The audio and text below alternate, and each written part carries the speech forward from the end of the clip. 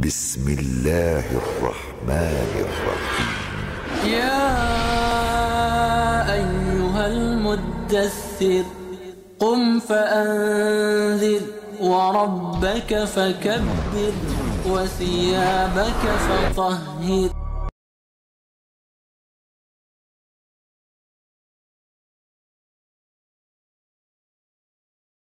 Assalamualaikum warahmatullahi wabarakatuh. Para pemirsa yang dirahmati Allah, kita ketemu kembali dalam kajian rasionalitas Qur'ani, yang mana pada kajian kita kali ini masih melanjutkan tema pada 107 yang lalu, yaitu tentang fakta dan realitas dalam kehidupan.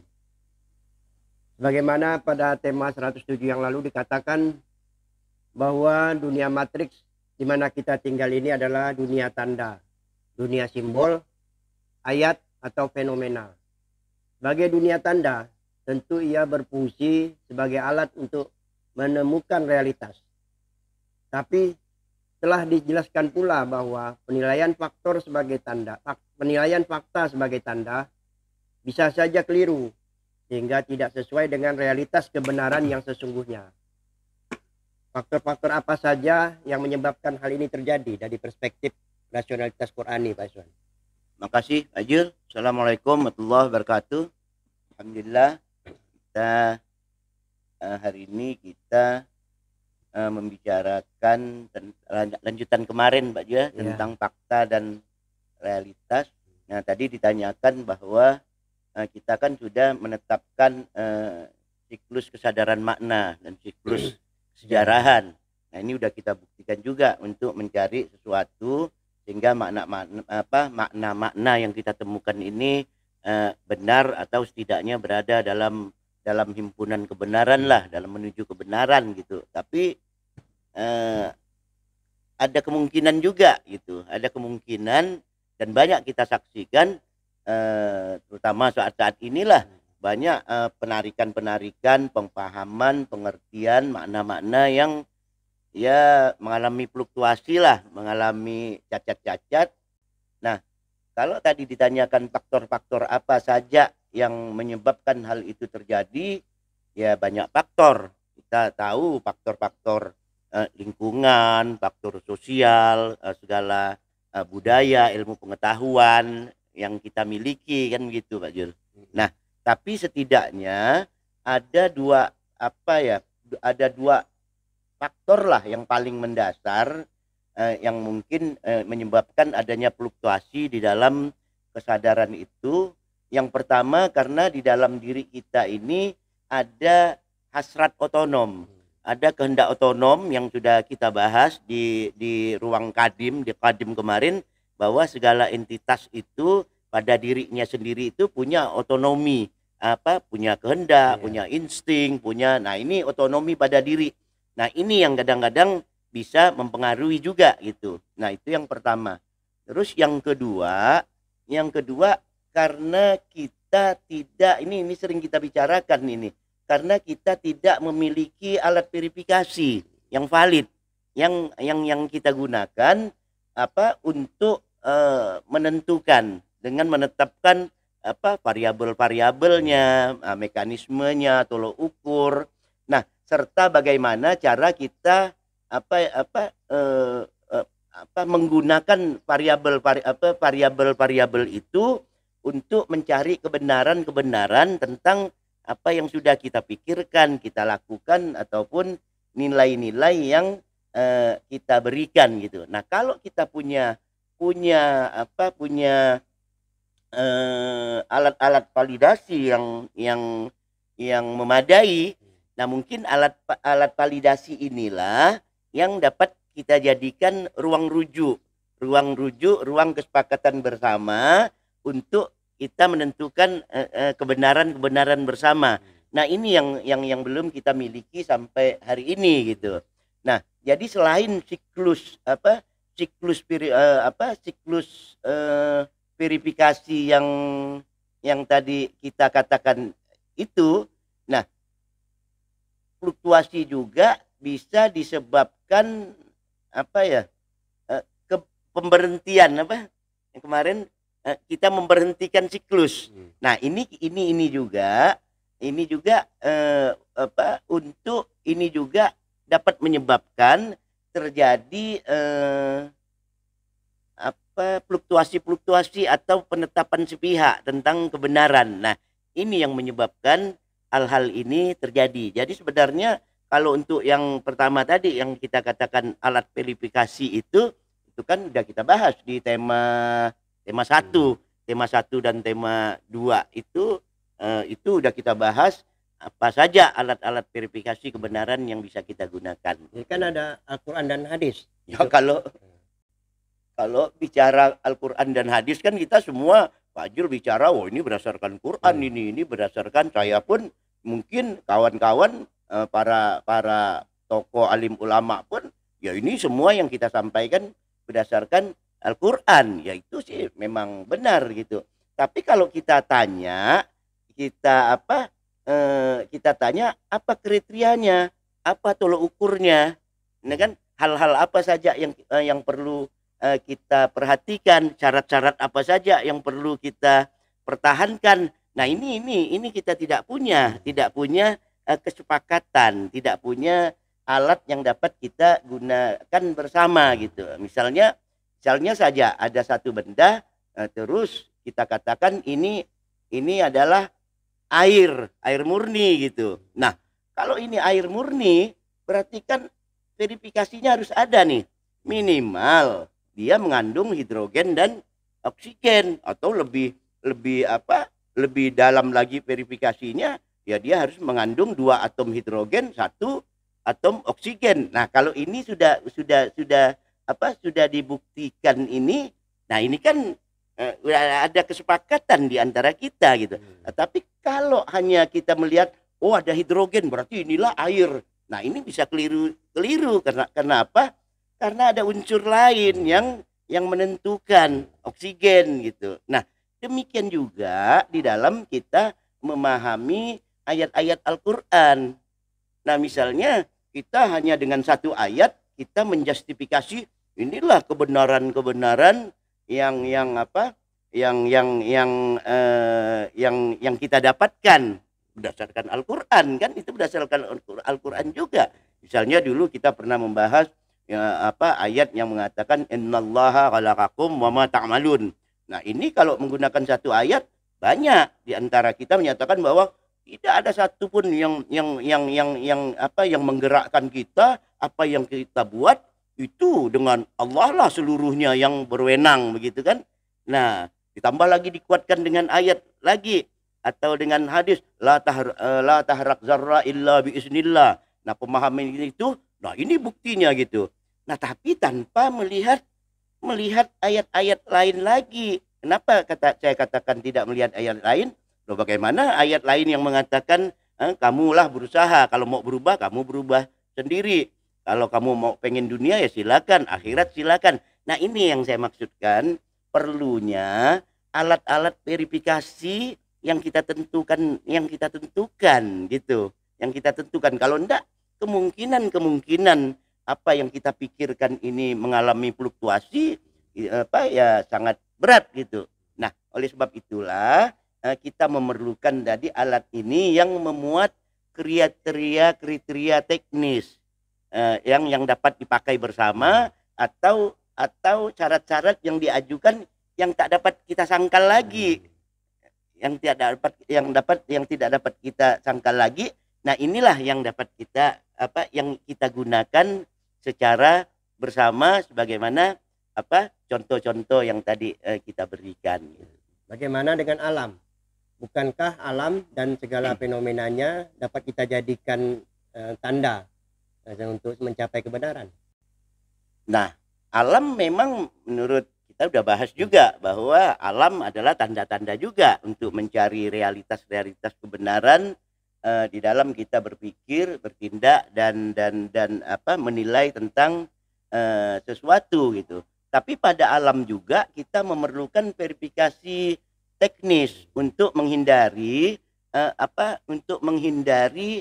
ketika kita menafsirkan fenomena, menafsirkan kejadian-kejadian alam yang kita lihat gitu. Nah, memang kadang-kadang kita meletakkan pikiran-pikiran logis, rasional di dalam menyampaikan suatu fakta gitu. Nah, kalau tidak ada verifikasi, kadang-kadang pikiran logis ini atau rasional ini bisa juga keliru kita dalam mengambil kesimpulan gitu. Misalnya kejadian alam ada hal yang berturut-turut.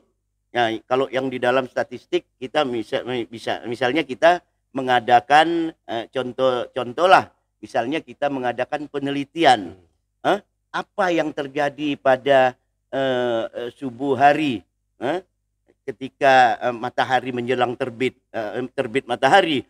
Nah, kita semua kita dapatkan data dimanapun, di kampung, di mana, di pulau lain, semua datanya itu semua menunjukkan hampir hal-hal yang sama. Artinya yang hal sama, pada saat itu ayam mulai berkokok gitu. Nah, bersamaan dengan ayam berkokok ini matahari terbit gitu. Nah, kita lalu menyimpulkan karena jika ayam berkokok maka matahari terbit. Nah, ini kan salah, kesimpulan yang salah. Karena apa? Sesuatu yang tidak memiliki hubungan relasi sebab akibat karena kejadiannya berurutan. Nah, ini kita jadikan penyebab yang mengakibatkan apa yang kita pikirkan gitu. Nah, ini jadi masalah gitu. Di dalam sejarah pun kita pernah membaca gitu betapa ketika waktu itu pernah juga saya sampaikan terjadi gerhana total sehingga pada waktu itu kota Mekah gelap.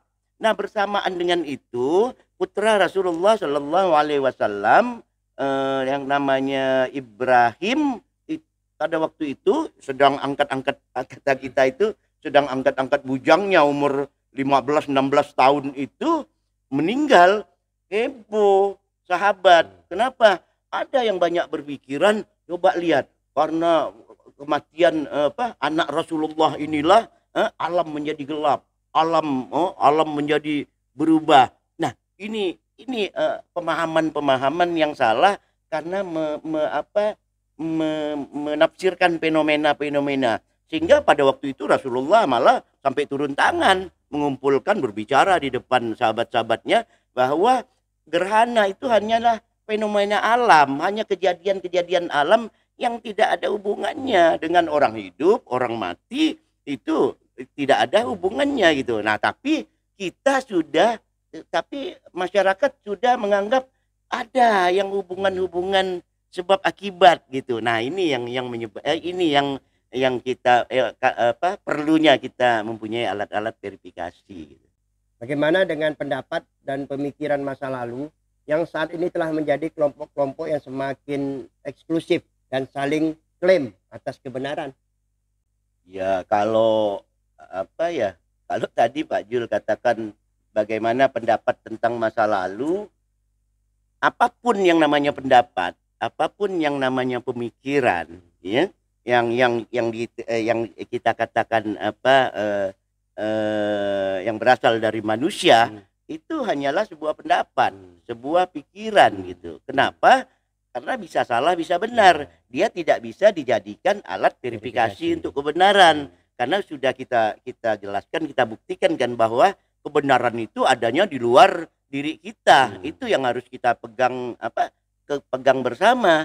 Nah, kalau pemikiran-pemikiran masa lalu ini kita tidak menafikan, kita tidak menolak pemikiran masa lalu, tapi apapun namanya pemikiran yang belum diverifikasi, belum alat-alat verifikasi yang digunakan mereka pada masa lalu yang digunakan secara konsisten, secara bersama.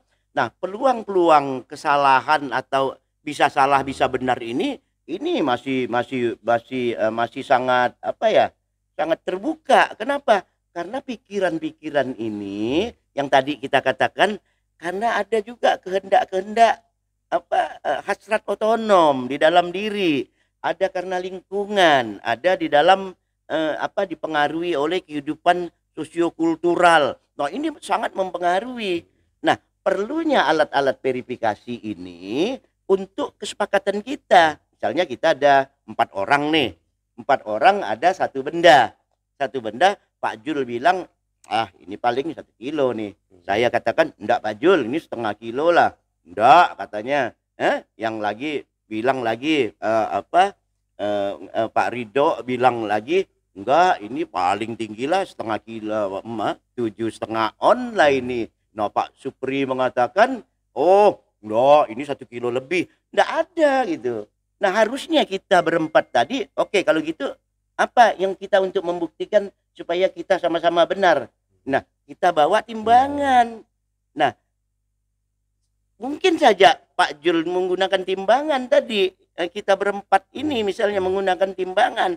Tapi Pak Jul pakai timbangan tepung, saya pakai timbangan yang untuk beras yang pakai apa tuh. Nah, yang satu lagi pakai timbangan. Nah, ini hasilnya beda. Jadi kita tetapkan dulu timbangan kriterianya yang mana sesuai dengan fakta yang ingin kita yang pengen kita uji gitu. Nah, dengan menggunakan alat yang sama, yang disepakati bersama, dengan konsisten hasil-hasilnya kita pegang masing-masing. Nah, inilah yang dapat menghindarkan kita dari pemikiran-pemikiran. Tapi kan sekarang tidak. Kata guru saya pokoknya begini, kata ustadz saya begini, kata ini begini. Nah, ini yang pengen kita lihat, pengen kita sampaikan agar kita jangan salah menentukan hubungan antara fakta dan realitas.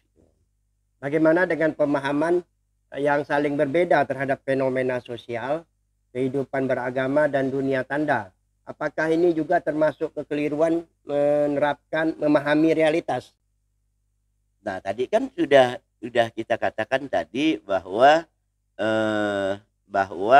kayak seperti alat timbangan tadi lah, gitu kan. Nah, apa yang kalau secara umum sih ya enggak ada masalah alat timbangan tadi, karena apa? Cuma berbeda. Tapi berbedanya itu bukan berbeda di dalam satu kesepakatan, berbeda dalam menggunakan realitas alat yang untuk menjadi alat ukur. Nah, ini kan barangnya sama. Nah, ada juga mungkin barangnya berbeda gitu. Nah, misalnya kita menetapkan satu kriteria, misalnya kita sedang membicarakan misalnya bunga mawar lah. Kita membicarakan bunga mawar. Nah, ini kan bunga mawar ini kan ada kriterianya. Ada kriterianya. Nah, bahwa ini ada bunganya, warnanya bermacam-macam, daun bentuknya ini, dan batangnya berduri. Ya kan? Nah, ini kriteria bunga mawar gitu. Nah, orang yang mau memfokuskan dirinya pada bunganya, mau memfokuskan diri pada batangnya, ini kan tidak ada masalah. Ini cuma perbedaan persepsi melihat, tapi realitas yang dilihatnya, fakta-fakta untuk mencari realitas yang dilihatnya sama gitu. Nah, jangan ketika kita ketemu dengan batang yang batangnya berduri, nah langsung ini katakan karena kita tadi dari perspektif batang berduri mawar ini, kita ketemu batang yang berduri, langsung kita pastikan bahwa inilah duri mawar karena ada durinya, batangnya berduri dan bercabang. Nah, padahal yang dipegangnya ini kan duri rukam atau duri pohon jeruk gitu. Nah, pohon jeruk memang ada batang, ada duri gitu. Nah, tapi dia menggunakan kesimpulannya dengan menggunakan realitas yang fakta dan realitas yang berbeda gitu. Realitas apa? Karena mawar dan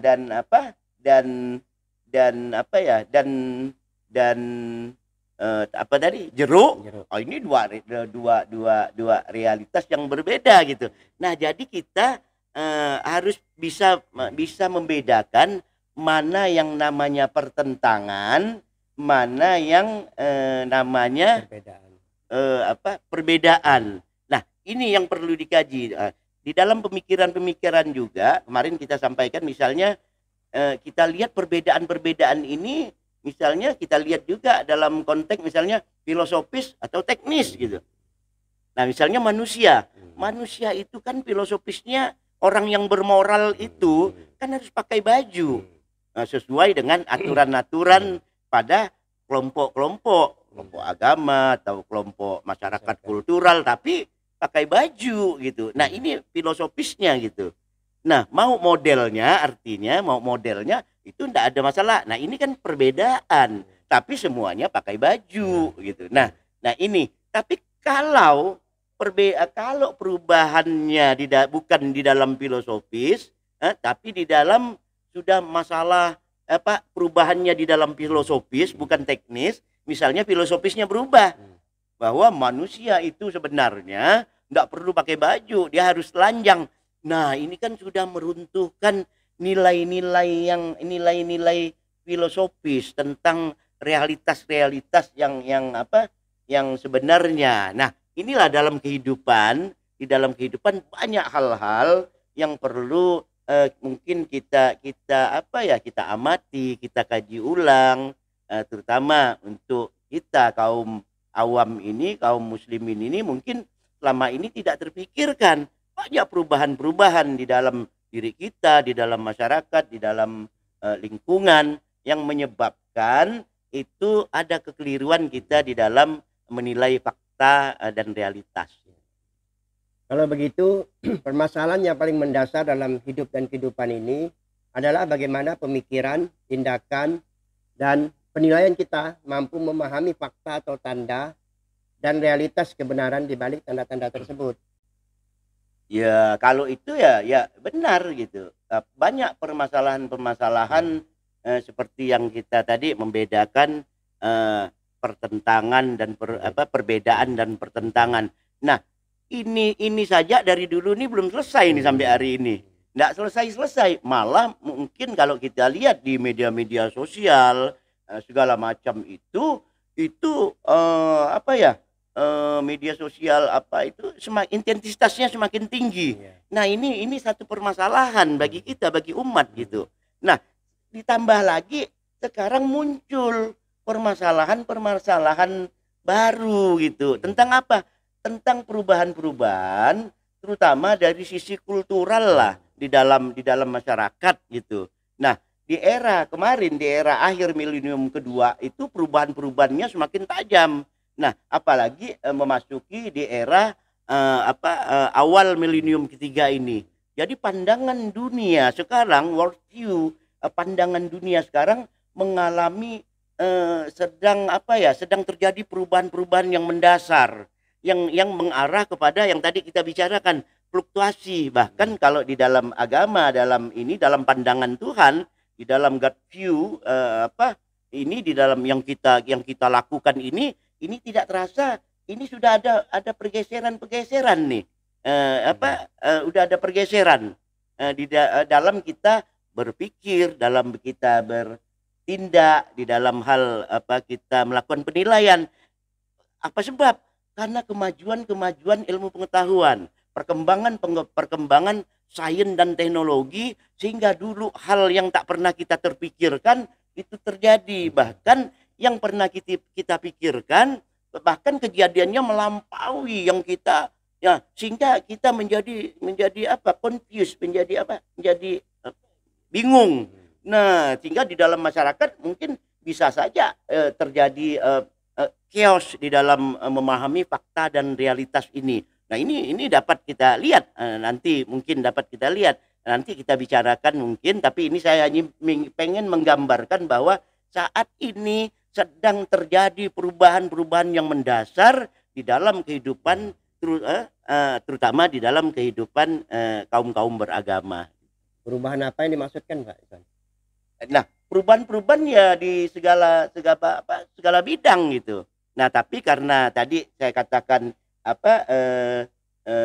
kita lebih memfokuskan pada perkembangan sosiokultural di dalam masyarakat, mungkin nanti akan kita bahas gitu. Nah perkembangan ini sangat jelas di dalam cara pandang kita hidup gitu. Nah kalau kita baca misalnya apa yang dikatakan Paul Virilio, itu seorang ahli cultural studies, dia mengatakan bahwa dunia ini telah berubah menjadi sebuah bentuk panggung.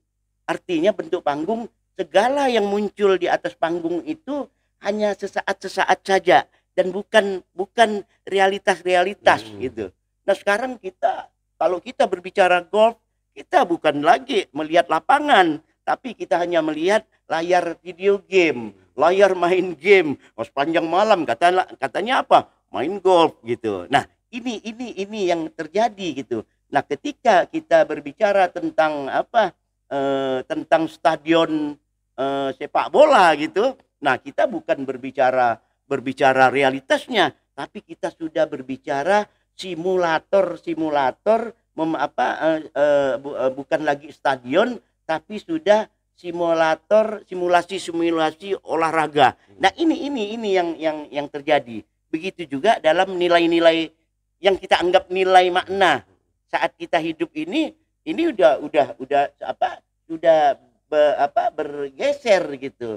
Makna dianggap pemuasan libido, pemuasan rangsangan, pemuasan hasrat, sehingga kita lebih mengatakan, nah inilah yang punya makna gitu. Nah, perubahan-perubahan ini yang kita katakan mempengaruhi kehidupan kita, terutama umat beragama gitu. Nah, ada yang dikatakan sesuatu kita mengalami fetisisme, artinya menjadikan sesuatu objek-objek sembahan.